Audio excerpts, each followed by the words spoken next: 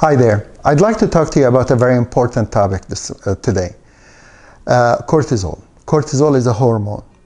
The body uses cortisol to support you in situations of high stress. If you're taking a test, if you happen to be taking a test at this moment, the last thing you want to be thinking about is that you're hungry or sleepy, even if you haven't had enough sleep or food recently. You don't want to be thinking about those. You want to be focused on that test. In fact, cortisol, during situations of stress, like taking a test, what it will do is it will heighten your heart rate and blood pressure, and it will heighten heighten the rate of producing energy, again, to support you. So it's a very important hormone, and it's a very powerful hormone, and it's essential for life. We can't live without it. Problem is, though, that we happen to be living today in a state of heightened tension and heightened, stress very frequently. And therefore, our bodies are producing far too much cortisol. And the nature of cortisol actually is produced by two small glands, maybe the size of a large grape, each one of them. And these two glands, the adrenal glands, they have to produce maybe 50 other hormones in addition to cortisol. And the nature of the way it produces these hormones, it produces one hormone and then modifies it to produce the next, and then modifies to produce the next. So it's a chain. It's a chain. And so, and cortisol is somewhere at the bottom of the chain. So if it's producing far too much cortisol, then it doesn't have enough resources or capacity to produce subsequent hormones. And these other hormones are essential. They're just as essential to life and living as cortisol. So, really, being constantly at a heightened level of cortisol in the bloodstream, our bodies are forced to not be quite right.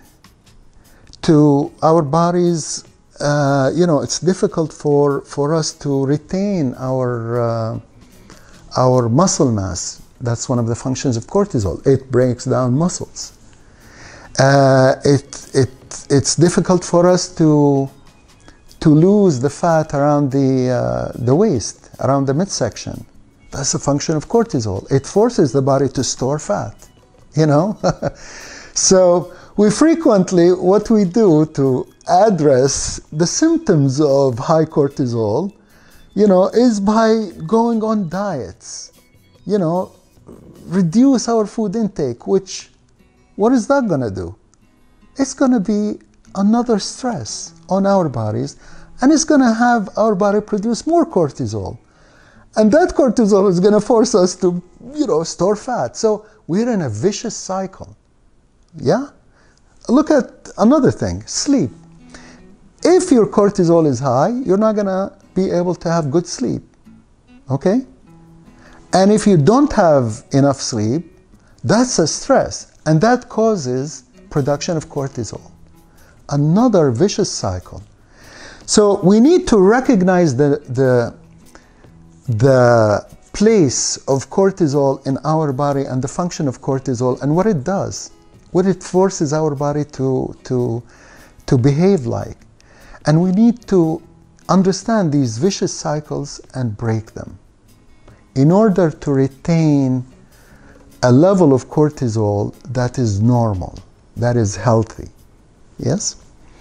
So the cortisol is produced as a result of stressors. We need to reduce the stressors. Stressors are job stress, relationships, lack of sleep or bad quality sleep, sub-quality sleep, food that is not nutritious, You know, these are some of the stressors that we need to control. Some things it's difficult for us to do a lot about, like our job or the state of the economy or unclear future, financial, situations. It's difficult for us to do much about them. So what we need to do with those that we cannot control is to learn to consciously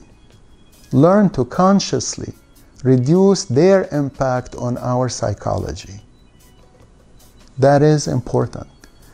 When it comes to stressors like sleep, lack of sleep, and sub-quality food, we just need to work to improve those. Those are within our control. Instead, when I'm hungry, instead of grabbing a meal of junk food, I go get something that is good for me.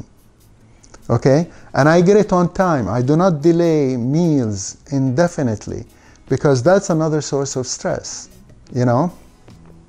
Sleep. I need to work to improve my sleep.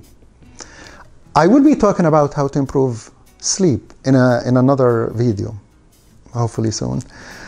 But there is something called the circadian rhythm. We need to maintain that. We need to think of sleep we need to respect sleep and do the right thing to improve the quality of our sleep. It's essential, The other thing that we can do is have a good workout program. Working out is a source of stress, but it's actually, it alleviates a lot of the other stressors.